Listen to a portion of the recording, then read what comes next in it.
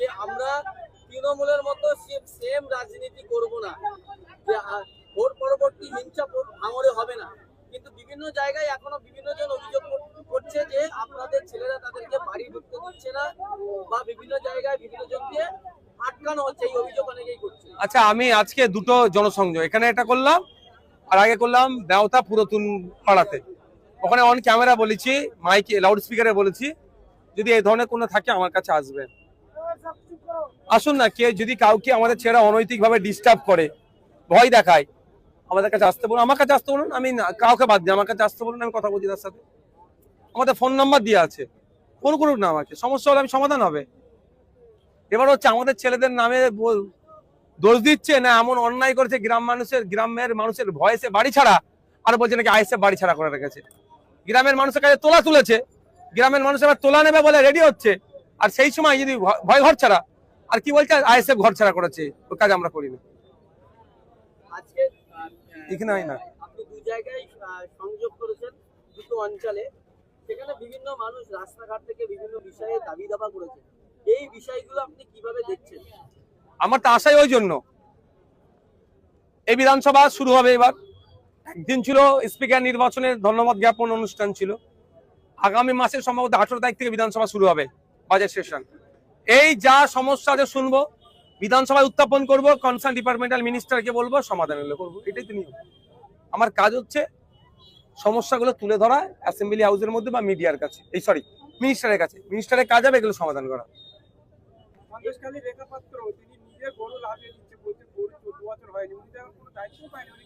ব্যাপারটা হচ্ছে উনি দায়িত্ব পাকা নাই পাক সেটা রাইট নয়, ওর গরু নাবিয়ে নেওয়া কারো রাইট নাই।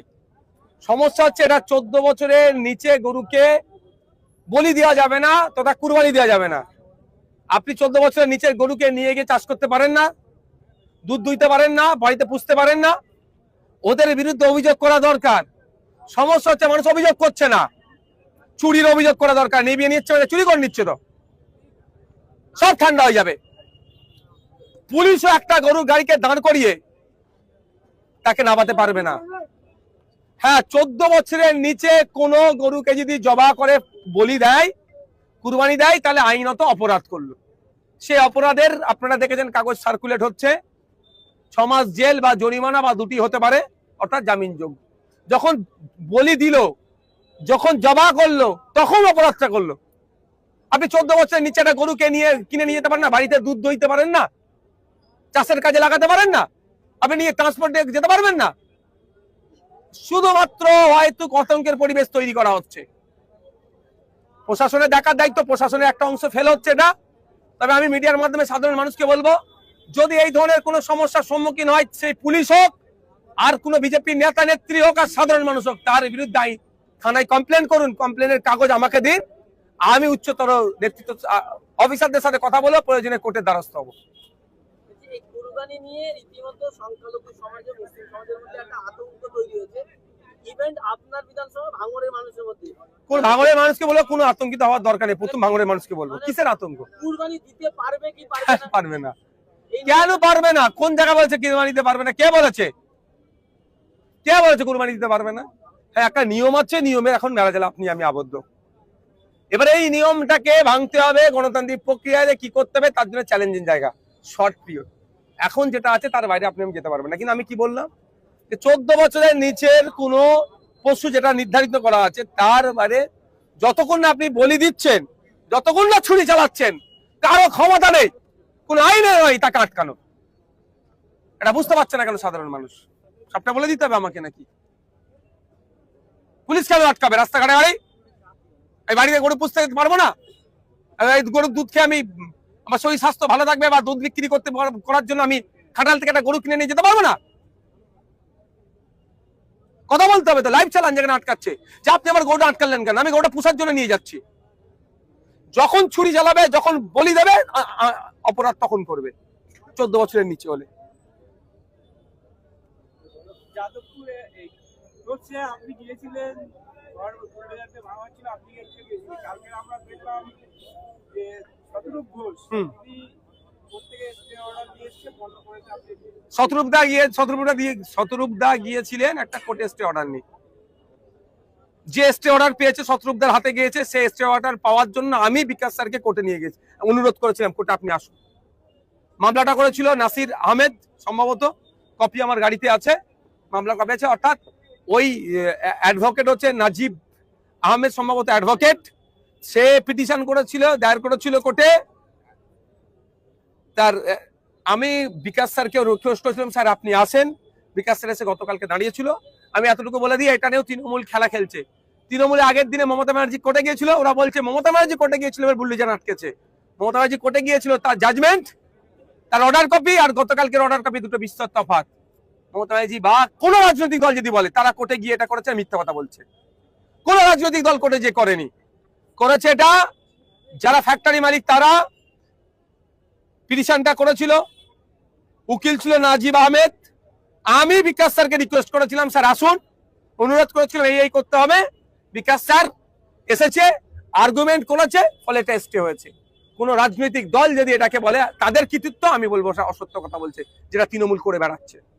বিজেপি বিধায়করা মিডিয়ার সামনে বারবার বলছে আজান বন্ধ করে দেওয়া হবে, লাউড স্পিকারে আজানে আমাদের সমস্যা হচ্ছে বলে মানুষের মধ্যে একটা মানুষকে উস্কানো হচ্ছে। এই বিষয়টা কিভাবে দেখছেন? এই বিষয়টা আপনি আমার আগে একটু শোভনদেব বাবুকে জিজ্ঞাসা করেন না, বিরোধী দলের নেতা তো বিধানসভার 80টা সিট নিয়ে আছে, একটু তাদেরকে জিজ্ঞাসা করবেন না। আমি বলবো এতটুকু কথা, কারো কথাই পাত্তা দেবেন না। দেশ চলবে, রাজ্য চলবে সংবিধানকে সামনে রেখে, আইনকে সামনে রেখে চলবে, কারো কথায় পাত্তা দেবেন না। কলকাতা হাইকোর্টের অর্ডার আছে 65 ডেসিমিলের নিচে সাউন্ড বাজাতে হবে, তার মধ্যে থেকে বাজাবেন, কারো ক্ষমতা নেই আটকাবার।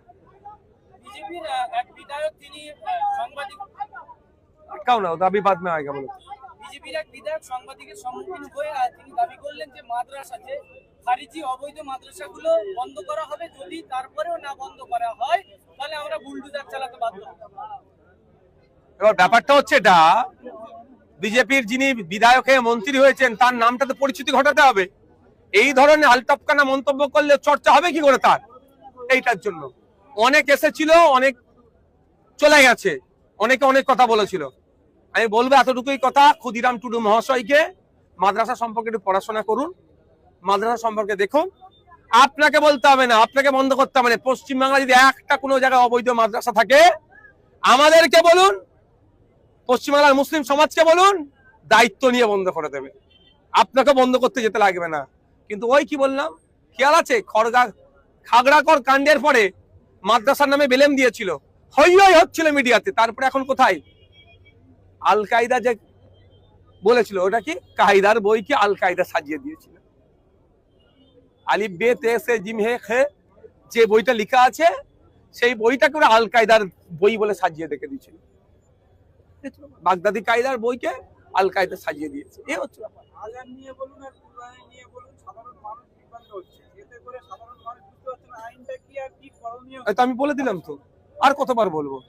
65 ডেসিবেলের নিচে করবেন, আর যেটা কুরবানিটা বলে দিলাম। বলছি গতকাল রাজাবাজারে জুম্মার নামাজ নিয়ে পুলিশি বাধা, সেখানে বলছে রাস্তায় নামাজ পড়া যাবে না, ধর্মীয় আচরণ বন্ধ। কিন্তু বিভিন্ন জায়গায় আমরা দেখছি যে ছোট ছোট মন্দির রয়েছে, গির্জা রয়েছে, সেখানে রাস্তার ধারেও কিন্তু সেখানে মানুষের ভিড় হয়। সেক্ষেত্রে শুধুমাত্র মসজিদের উপর বা নামাজের উপরে বাধা প্রদান, এটা বিজেপি মুসলিম সম্প্রদায়কে টার্গেট করছে, এটা অস্বীকার করার কোনো জায়গা নেই। আমি রাজাবারে যেটা হচ্ছে আমি খোঁজ লাগাচ্ছি, ওখানে আমার কিছু পরিচিত লোক আছে, অ্যাকচুয়াল কি বলেছে, এবং সাথে সাথে এটাও বলছি যে রিটেন তাদের কাছ থেকে নেওয়া হবে। কারণ সংবিধানের আর্টিকেল 25 সম্ভবত বলা হচ্ছে ধর্মচারণের স্বাধীনতা দেওয়া হচ্ছে, আর আমরা সবাই, এবং সংবিধানের অন্য আর্টিকেলে বলা হচ্ছে ধর্ম, জাত, বর্ণ, লিঙ্গ আলাদা করে দেখা যাবে না। যখন বলা হচ্ছে তাহলে এখানে বৈষম্য হবে কেন? চ্যালেঞ্জ করবো সেখানে। কিন্তু আমার এত প্রশ্নের মধ্যে একটাই প্রশ্ন শুধু জানতে চাই, মমতা ব্যানার্জি মুখ্যমন্ত্রীর চেয়ার থেকে নেমে গেছে বলে কি না দায়িত্ব শেষ হয়ে গেল? একটা শব্দ খরচ করছে না কেন এগুলো নিয়ে? সব নওশাদকে বলতে হবে, সব বামেদেরকে বলতে হবে, সব আইএসএফকে বলতে হবে। হ্যাঁ বলবো, কিন্তু যারা এখনো পর্যন্ত ভাবছে মমতা ব্যানার্জি তাকে উদ্ধার করবে, তাদের কাছে আমার প্রশ্ন রাখলো, তাহলে মমতা ব্যানার্জি একটু কিছু বলুক। তৃণমূলের লোকজন বলছে তো নওশাদ সিদ্দিকী বিজেপির দালাল, বিধানসভায় 7 মিনিট বক্তব্য রেখেছে, শুধু 5.5 মিনিট ধরে শুভেন্দু অধিকারী মুখ্যমন্ত্রীর প্রশংসা। আমার ভিডিওটি এখন লাইভ চলছে, দেখে নিতে পারেন আমি কি কি বলেছি। হ্যাঁ, দাঁড়িয়ে ফ্লোরে, যেটা তৃণমূলের 80 জন বিধায়কের বলার সাহস হয়নি, পোস্টপল ভায়োলেন্সে ধর্মস্থান আক্রান্ত হয়েছে, অর্থাৎ মাদ্রাসা মসজিদ, সেটা আমি ওখানে দাঁড়িয়ে বলেছি ধর্মস্থান আক্রান্ত হয়েছে। এটা বলার কেউ সাহস দেখাতে পারে না, আমি বলেছি। বাম আইএসএফ এর সমর্থনের বিধায়ক, আমি ভাঙড়ের বিধায়ক বলেছি। যারা বলছে তারা ভিডিওটা আছে, সেখানে দেখে নেবেন। আচ্ছা, শুভেন্দু অধিকারী যদি বলে সূর্য পূর্ব দিকে উঠে পশ্চিমে অস্ত যায়, আমাকে তাহলে নিশ্চিতভাবে শুভেন্দু অধিকারীর বিরোধী করে বলতে হবে সূর্য পশ্চিমে উঠে পূর্বে অস্ত যায় নাকি? আমি দীর্ঘদিন ধরে দাবি করে আসছি যে লাইভ স্ট্রিমিং হোক বিধানসভার, সেটা এবারে সরকার গ্রহণ করছে। তারা ঘোষণা দিচ্ছে লাইভ স্ট্রিমিং হবে, এটা ভালো জিনিস। তো কোন বিধায়ক কি করছে না করছে সেটা জানা যাবে। সেটাতে যদি বলি এটাকে ভালো কাজ, সেটাকে আমি খারাপ করে ফেললাম? আর কারা বলছে? সেই তৃণমূলে যারা তোলা তুলে তাদের সংসার চলতো, তারা আজকে আমার বিরোধিতা করছে। Thank you. আপনি 5 বছর ধরে যে প্রতিবাদ করে এসেছেন বা বিরোধীদের পাশে দাঁড়িয়েছেন বা গঠনমূলক ভাষণ দিয়েছেন, আপনাদের সাথে একটা আপনার জোট সাথে এসেছে, অনেক বেশি করবে, অনেক বেশি করবে, চাপ নিতে হবে না। মোস্তাফিজুর রানাদাকে নিয়ে চাপ নিতে হবে না আপনাদের, অনেক বেশি করবে। Thank you.